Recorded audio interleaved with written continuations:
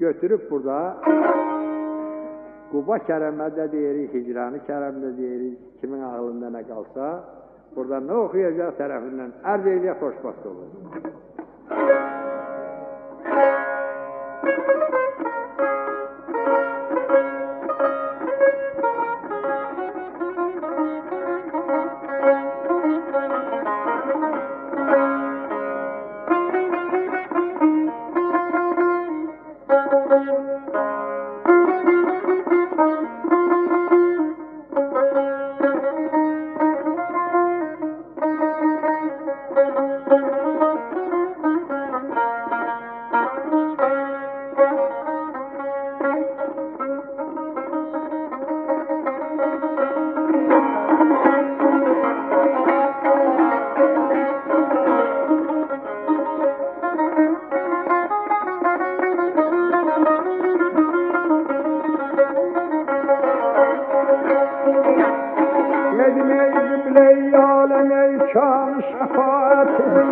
İsterim ey derdime davalar senden aman ayam, aman haydadayım.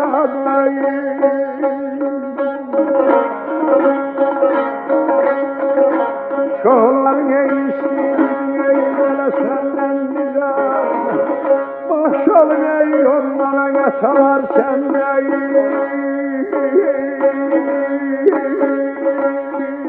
Ne kaldı?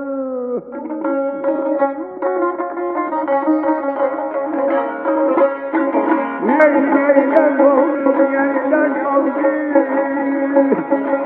Yaxşı neysen ayrı rəhmət olsun, yaman sana da